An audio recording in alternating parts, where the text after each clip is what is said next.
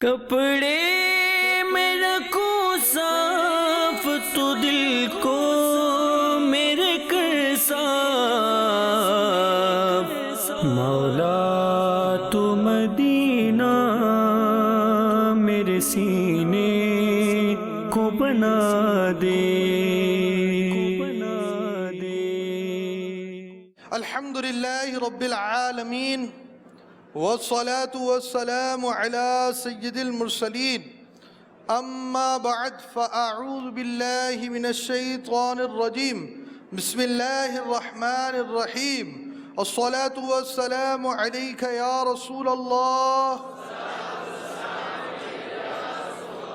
وعلى آلک وصحابک یا حبیب اللہ، الصلاة والسلام علیک یا نبی اللہ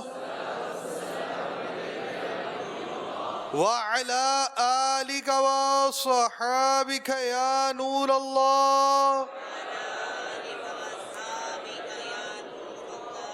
فرمان مصطفیٰ صلی اللہ تعالی علیہ وآلہ وسلم، جس نے مجھ پر ایک بار درود پاک پڑھا اللہ پاک اس پر 10 رحمتیں نازل فرماتا، اور جو مجھ پر 10 مرتبہ درود پاک پڑھے اللہ پاک اس پر 100 رحمتیں نازل فرماتا، اور جو مجھ پر 100 مرتبہ درود پاک پڑھے اللہ پاک اس کی دونوں آنکھوں کے درمیان لکھ دیتا ہے کہ یہ نفاق اور جہنم کی آگ سے آزاد ہے، اور اسے بروز قیامت شہداء کے ساتھ رکھے گا۔ صلو علی الحبیب صلی اللہ تعالی علی محمد۔ فرمان مصطفیٰ صلی اللہ تعالی علیہ وآلہ وسلم، کل بروز قیامت سب سے پہلے نماز کا سوال کیا جائے گا۔ اگر یہی صحیح ہوئی تو باقی اعمال بھی درست ہوں گے، اگر نماز ہی صحیح نہ ہوئی تو باقی اعمال بدرجہ اولا خراب ہوں گے۔ بندہ نماز پڑھتا ہے، اس کا نماز پڑھنا اپنے رب سے ایک تعلق ہے کہ وہ رب کی اطاعت کرتا ہے، اس کا ذہن اللہ پاک کی فرما برداری کا ہے، اللہ پاک کی اطاعت کا ہے، اللہ پاک کی عبادت کا ہے، اللہ پاک کی باتوں کو عملی طور پر قبول کرنا ہے۔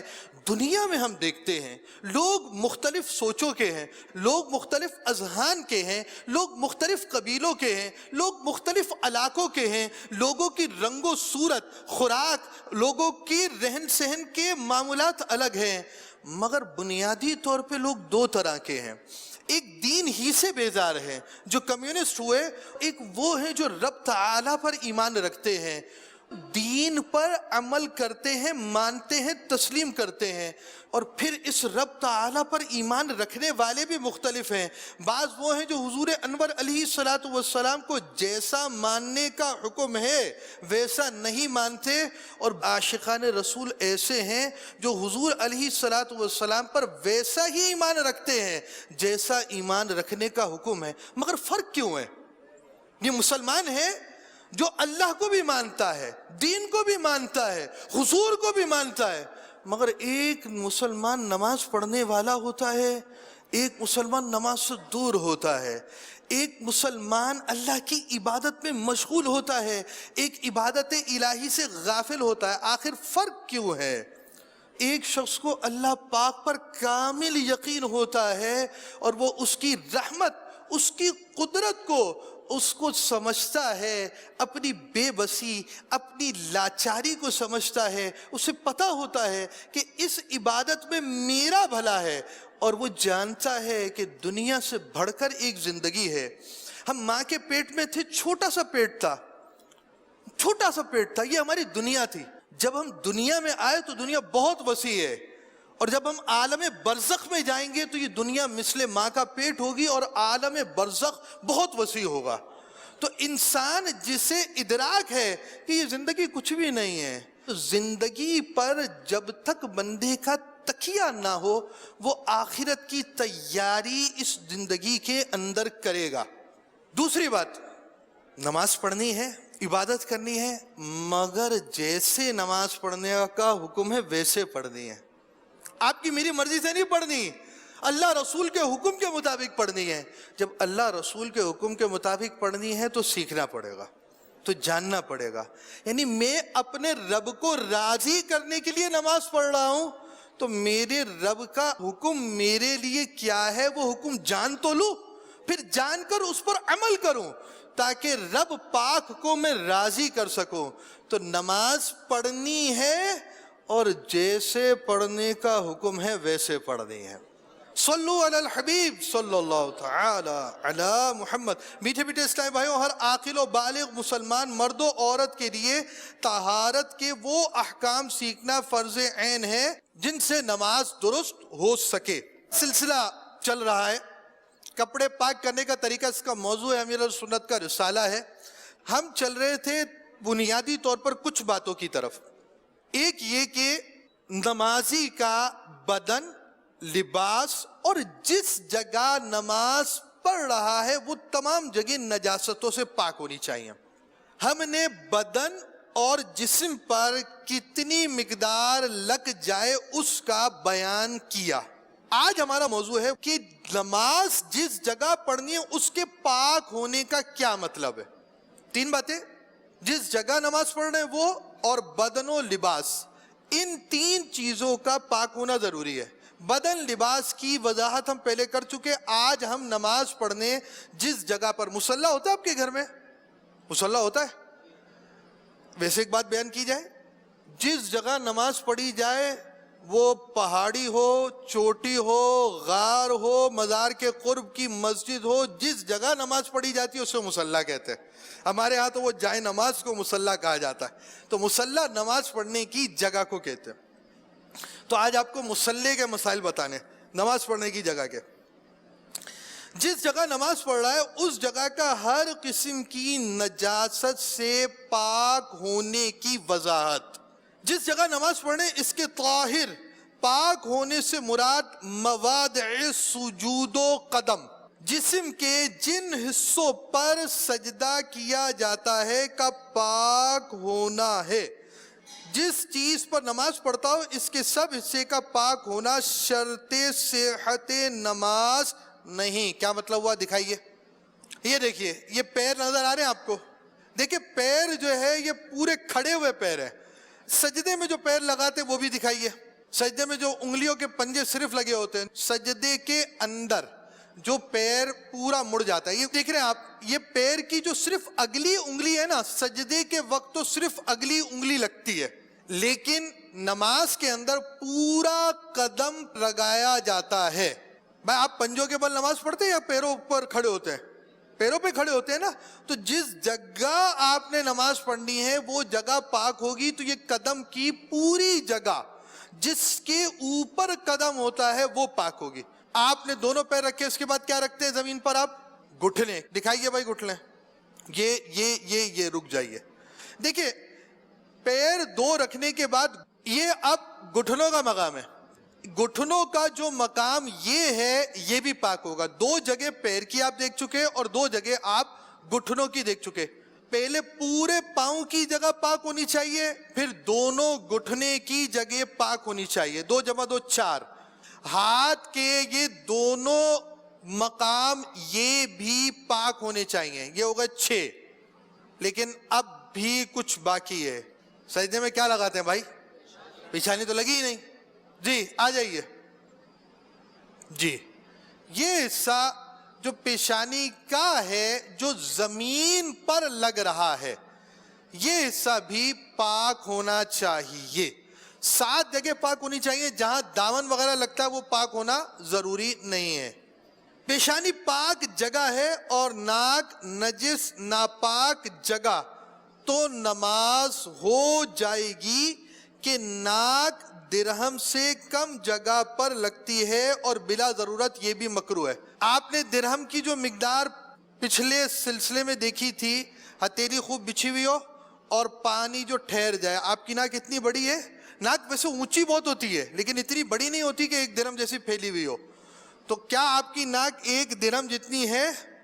جو سجدے میں لگے گی جگہ، دوبارہ دکھائیے سجدہ جو کر رہے ہیں، یہ ناک کا بہت اچھا انداز ہے، اور اس میں دیکھیں ناک، یہاں ایک ضمناً ایک بات بڑی پیاری آ گئی، ناک دیکھیں یہ جتنا حصہ لگا ہوا ہے یہ مکمل نہیں ہے ایک درہم کی وجہ، صرف ناک کا جو حصہ لگ رہا ہے وہ ایک درہم سے کم ہے، اور ایک درہم سے جب ناک کم ہے اور ایک درہم ناپاکی ہوتی ہے، تو اگر ناک کی جگہ پر ناپاکی، سوکھا ہوا کپڑا ناپاک ہے اور سجدہ کر لیا، پیشانی پاک جگہ پر ہے، تب بھی نماز ہو جائے گی۔ اور یہ بڑی پیاری ناک دبائی ہوئی ہے انہوں نے، آپ کی ناک ہے، ناک پر ہاتھ رکھیں گے نا، ہلائیں گے ناک ہلے گی، نوک سے ہلائیں گے ہلے گی، اوپر سے ہلائیں گے انگلیاں ہلیں گی، ناک نہیں ہلے گی۔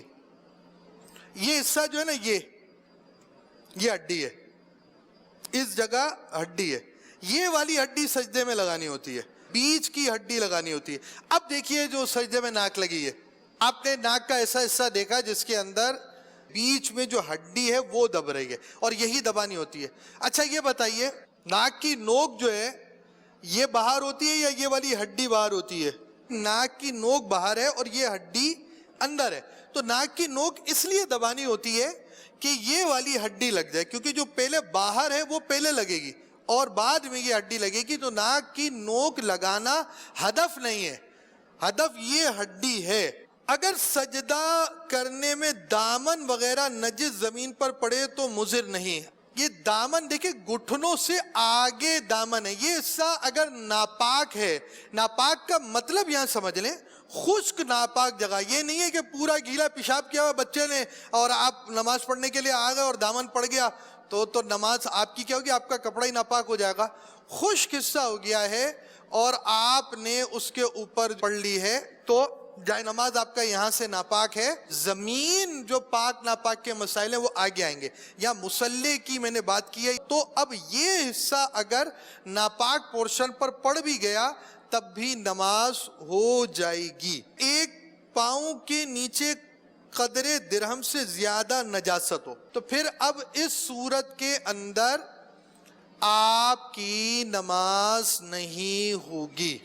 اگر مصلی پہ کھڑے اور ایک درہم سے زیادہ ہے، ایک درہم سے بچنا واجب اور ایک درہم سے کم ہو تو بچنا سنت ہے۔ یہ دیکھیں یہ حصہ ایک درہم سے زیادہ انہوں نے گول دائرہ رکھا ہوا، پیر کا ایک اچھا خاصا حصہ اس کے اندر ہے، پورا پیر نہیں ہے۔ ایک درہم سے زیادہ ہو، مصلی پر آپ کھڑے ہوئے ہیں تو اب آپ کی نماز نہیں ہوگی۔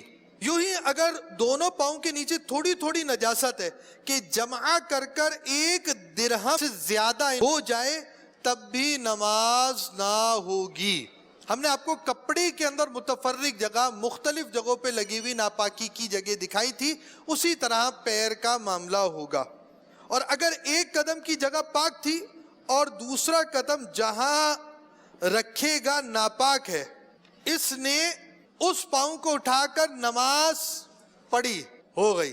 پیر کھڑا کر کر، یعنی یہ پوزیشن تھی، یہ دو پاؤں یہاں رکھے ہوئے ہیں، اب اس نے کیا کیا کہ ایک پاؤں اٹھا لیا اور ایک پاؤں پر نماز پڑھ لی، یہ دو تھے، ایک پاؤں اٹھا لیا اور یہ جگہ ناپاک تھی، تو اب ایک پیر پہ کھڑے ہو کر اس طرح اگر نماز پڑھ لی، نماز ہو جائے گی۔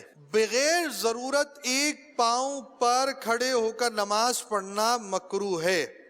اگر نجاست قدر معنی سے کم ہے جب بھی مکروہ ہے، پھر نجاست غلیظہ بقدر درہم ہے تو مکروہ تحریمی، اور اس سے کم ہے تو خلاف سنت۔ یہ بات تو آپ کو پہلے بیان کر دی گئی۔ نہ نمازی کا بدن ناپاک ہوگا، نہ نمازی کا لباس ناپاک ہوگا، نہ جس جگہ نمازی نماز پڑھ رہا ہے وہ جگہ ناپاک ہوگی۔ جس جگہ نمازی نماز پڑھ رہا ہے اس سے مراد یہ ہے کہ پورا قدم رکھا جاتا ہے، پورا قدم جہاں رکھتے ہیں وہ دو جگہ، دونوں گھٹنوں کی جگہ، دونوں ہاتھوں کی جگہ، اور پیشانی کا جو حصہ لگتا ہے سجدے میں وہ جگہ، اور ناک کا حصہ بھی پاک ہونا چاہیے۔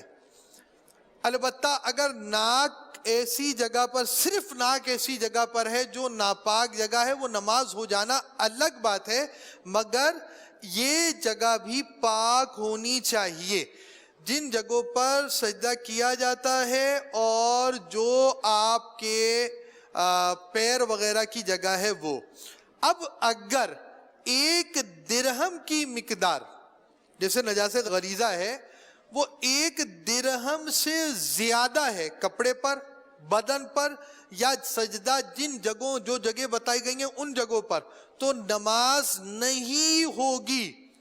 اور پورا نیٹ 1 درہم ہے تو نماز مکروہ تحریمی واجب الاعادہ، یعنی جس کپڑے پر 1 درہم ہے تب بھی، بدن پر 1 درہم ہے تب بھی، اور جس جگہ سجدہ کیا جاتا ہے وہاں پر اگر نجاست غلیظہ، بڑی نجاست 1 درہم کی مقدار ہے تو نماز مکروہ تحریمی ہوگی۔ اور اگر کم ہے، 1 درہم نہیں ہے، 1 درہم سے کم ہے، تب بھی نماز خلاف سنت ہوگی۔ کھانا ہم اچھا کھاتے ہیں، اپنے لیے عمدہ چیزیں پسند کرتے ہیں، تو نماز بھی عمدگی سے ادا کیجئے اور نماز کے مسائل کو بھی سیکھ لیجئے۔ امیر اہل سنت کا نماز کا عملی طریقہ یہ آپ کو www.ilyasqadri.com پر حاصل ہو سکتا ہے۔ امیر اہل سنت کا نماز، وضو کا طریقہ، تیمم کا عملی طریقہ www.ilyasqadri.com کے ذریعے آپ حاصل کر سکتے، دیکھ سکتے، دیکھنا بھی چاہیے اور اپنے مدنی منوں کو بھی دکھانا چاہیے کہ شروع سے ان کو نماز کا شعور پیدا ہو۔ اللہ پاک ہمیں عمل کی توفیق عطا فرمائے، آمین بجاہ النبی الامین صلی اللہ تعالی علیہ وآلہ وسلم۔ آخر میں نعرہ لگائیں گے آپ، فیضان نماز، صلو علی الحبیب صلی اللہ تعالی علی محمد۔ کپڑے میں رکھوں صاف تو دل کو میرے کر صاف، مولا تو مدینہ میرے سینے کو بنا دے۔